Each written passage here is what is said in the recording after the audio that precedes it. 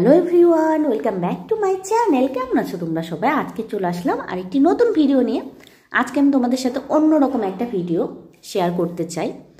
আজকে আমি তোমাদের সাথে শেয়ার করব কিচেন টিপস, 6 রকমের কিচেন টিপস বলতে পারো বা কিচেন হ্যাকসও বলতে পারো। এগুলো আমি তোমাদের সাথে শেয়ার করব। এই যে টিপসগুলো তোমরা ফলো করলে আমাদের দৈনন্দিন যে কিচেনের কাজ সেটা হবে অনেক সহজ এবং আরামদায়ক। এই টিপসগুলো কিন্তু কোনো ব্যতিক্রমের টিপস না, এটা আমরা সবাই জানি। আবার হয়তো অনেকে জানি না, যারা নতুন তারা হয়তো জানি না। আমিও যখন নতুন ছিলাম তখন এগুলো জানতাম না। তো এই টিপসগুলো ফলো করলে কিন্তু আমাদের কাজ হবে অনেক সহজ এবং তাড়াতাড়ি হবে, চটজলদি হবে। তো চলো দেরি না করে ভিডিওটি শুরু করা যাক। এটা হচ্ছে আমার ফার্স্ট টিপস।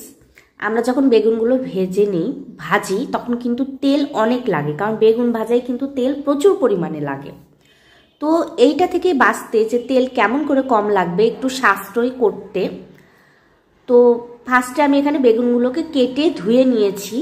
তারপরে এর ভিতরে আমি লবণ আর হলুদ মাখিয়ে রেখে দিয়েছি 10 থেকে 15 মিনিটের মতো। 15 মিনিটের মতো রাখতে পারো। তারপরে দেখবে যে এগুলো যখন ভাজবে তখন দেখবে তেল অনেক কম লাগছে। তা আমি এই যে মেখে কিন্তু রেখে দিলাম। তারপরে এখন আমি ভাজবো। এখানে কিন্তু এইটুকু তেলেই আমার বেগুনগুলো ভাজা একদম হয়ে যাবে। এতে কিন্তু আমাদের সময়ও বাঁচবে আর কিছুটা তেলও কিন্তু বাঁচবে। যেহেতু আমাদের মধ্যবিত্ত ফ্যামিলি বা যে ফ্যামিলি বলো, আমরা কিন্তু গৃহিণীরা চাই যে একটু সংসার থেকে টাকা বাঁচাতে, খুব সাশ্রয়ী করতে, অল্প জিনিস দিয়ে যাতে একটু বেশি দিন চালানো যায়, সেটা কিন্তু আমরা সবাই চাই। তো এই টিপসটা ফলো করলে কিন্তু আমরা বেগুন ভাজিতে অনেক তেল কম লাগবে এবং অনেক তাড়াতাড়িও হবে বেগুন ভাজাটা। তো চলো আমি 2 নাম্বার টিপসে যাই। টিপস নাম্বার 2, এটা হচ্ছে আমরা চিনির বয়ামে চিনি রাখলে তাড়াতাড়ি কিন্তু পিঁপড়ে ধরে যায়। তো এর ভেতর যদি তোমরা কয়েকটা লবঙ্গ ছিটিয়ে রাখো, তাহলে কিন্তু দেখবে এর ভেতরে কোনো পোকামাকড়, পিঁপড়া একদম এর ধারে কাছেও ঘেঁষবে না। এইটা তোমরা চালের ড্রামেও করতে পারো, কিন্তু চালের ড্রামেও করতে পারো তোমরা, বা ডালের ড্রামেও করতে পারো। তো আমি চিনির ভেতর কয়েকটা লবঙ্গ রেখে দিই, তাহলে কিন্তু এর ভেতর পিঁপড়া একদমই আসে না এবং খুব ভালো এটা কাজ করে। তোমরা এই টিপসটাও ফলো করে দেখতে পারো। তারপরে এখন আমি চলে যাচ্ছি টিপস নাম্বার 3-তে। আমরা রসুনের খোসা ছাড়ানোর সময় হাত দিয়ে যদি ছাড়াতে যাই, আমাদের নখ কিন্তু অনেক ব্যথা করে এবং জ্বালা পোড়া করে, বা আমরা যদি বটি দিয়েও কাটতে চাই টাইম লাগে। তো এই টিপসটা ফলো করলে রসুনের খোসা ছাড়ানো কিন্তু হবে অনেক সহজ এবং ইজি।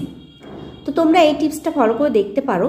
ফার্স্ট আমি এখানে রসুনের খোয়াগুলো ছাড়িয়ে নিয়েছি, খোসাগুলো। গোটা রসুনও দিতে পারো, তবে এইভাবে ছাড়িয়ে নিলে বেশি ভালো হয়। ছাড়িয়ে নিয়ে আমি এর ভেতরে অ্যাড করে দিচ্ছি গরম জল। গরম জলটা অ্যাড করে আমি এখানে রেখে দিব 20 মিনিটের মতো। তারপরে দেখবে কত ইজি রসুনের খোসা ছাড়ানো। এই যে দেখো, আমি গরম জল কিন্তু অ্যাড করে দিচ্ছি। এইভাবে করলে কিন্তু তোমাদের সময়ও বেঁচে যাবে এবং আমাদের যে নখে একটা ব্যথা হয় রসুনের খোসা ছাড়াতে, ওই ব্যথাটাও কিন্তু হবে না। তো এই যে দেখো, আমি একটু ভিজিয়ে রেখে এর 20 মিনিট আমি এটা রেখে দিব। তারপরে দেখতে পাবে তোমরা যে কত ইজি রসুনের খোসা ছাড়ানো। এই টিপসগুলো কিন্তু তোমরা সবাই জানো, বা আমরা হয়তো সবাই জানি, কিন্তু আমি বলছি নতুন গৃহিণী বা অনেকেই নাই জানতে পারো, আমিও জানতাম না। আমিও এটা কিছুদিন আগে জেনেছি, আমি ফলো করছি। এরকম করে আমি ভাবলাম যে তোমাদের যদি একটু উপকার হয়, এই জন্যে আমি আসলে এটা শেয়ার করেছি।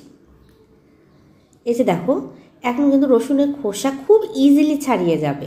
এই যে খুব ইজি, মানে আগে এটা আমি জানতাম না, মানে এখন আমি জেনেই তোমাদের সাথে আসলে শেয়ার করছি। যদি তোমাদের উপকারে লাগে প্লিজ আমাকে জানিও যে এই ভিডিও বা এই ভিডিওটা, আজকে একটা অন্যরকম ভিডিও করলাম, তোমাদের কাছে কেমন লাগছে সেটাও প্লিজ জানিও। এই তো দেখো, রসুনের খোসাগুলো কত ইজিলি আমি ছাড়াতে পারছি।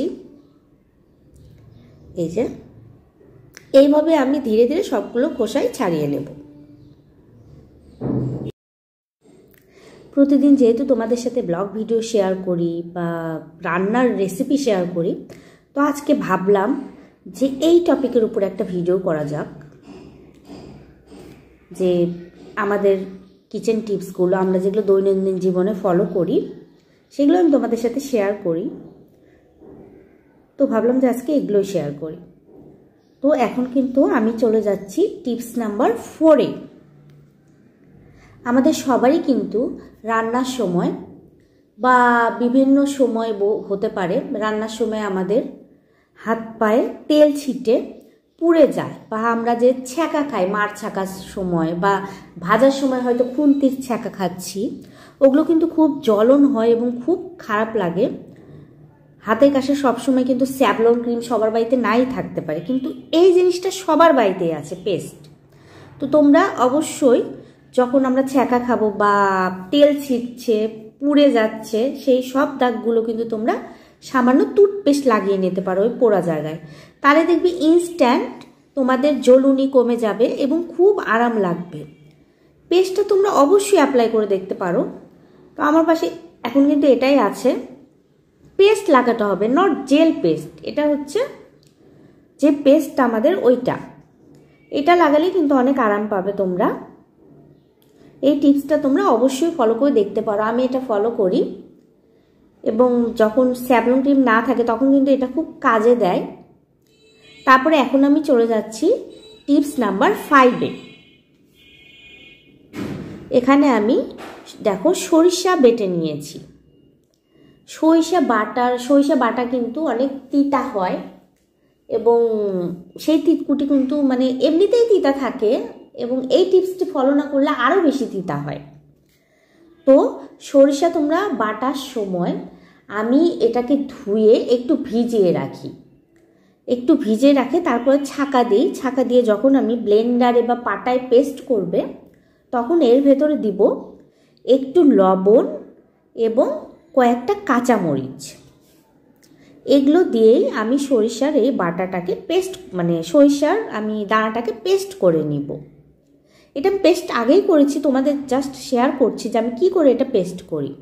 তারপরে দেখবে সরিষার যে একটা তিতা ভাব ওটা কিন্তু অনেকখানি কমে যাবে, একদমই তিতা থাকবে না, হালকা তিতা থাকবে। তো এই টিপসটা তোমরা ফলো করে দেখতে পারো, না হলে কিন্তু এটার তিতা কিন্তু অসম্ভব রকমের লাগে এবং লবণ আর মরিচ দিয়ে করলে একটু ঝাঁঝও কিন্তু এটার অক্ষুণ্ণ থাকে, খুব ভালো হয়। আর সরিষা বাটাটা যদি তোমরা বেশি দিন লং লাস্টিং করতে চাও এর ভিতরে তোমরা অবশ্যই তেল দিয়ে রাখতে পারো, সরিষার তেল। এইভাবে ফ্রিজে আমরা বাটা রেখে দিই ডিপ ফ্রিজে, তাহলে কিন্তু সরিষা বাটাটা অনেক দিন পর্যন্ত লং লাস্টিং করবে। তোমরা আমার এই টিপসটা ফলো করে দেখতে পারো যে কেমন হয়। তারপরে এখন আমি চলে যাচ্ছি টিপস নাম্বার 6 বা 6-এ বলতে পারো। এখানে আমরা সবাই মাছ ভাজি এবং মাছ ভাজার সময় তেলও কিন্তু ছিটে আসে, সেটা তো আর বন্ধ করতে পারবো না আমি। আজকের টিপস কিন্তু এটা না। এখানে আমি মাছ ভাজার আগে অনেক সময় মাছ কিন্তু কড়াইয়ে লেগে আমাদের উল্টানোর সময় কিন্তু মাছ ভেঙে চুরমার হয়ে যায়, সেটা কিন্তু আমাদের খুব একটা সমস্যা। তো এখানে মাছ ভাজার আগে তোমরা যে কড়াইতে আমরা মাছ ভাজবো সেই কড়াইটা কিন্তু খুব গরম করে নেবে, একদম ভালোভাবে আমরা গরম করে নিব। তারপরে এর ভেতর জল তো থাকাই যাবে না এবং খুব গরম করে নিতে হবে, ভালো গরম করে নিতে হবে। তারপরে এর ভেতরে আমরা তেলটা অ্যাড করব। তারপরে আমরা মাছটা হলুদ লবণ মেখে এর ভেতরে ছেড়ে দিব এবং তেলের ভেতরে তোমরা একটু লবণ দিবে, তাহলে তেলটাও কিন্তু ছিটবে কম।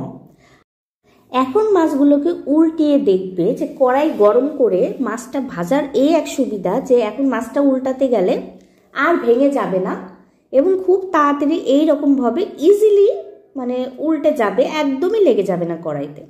এটা ছিল আমার টিপস নাম্বার 6।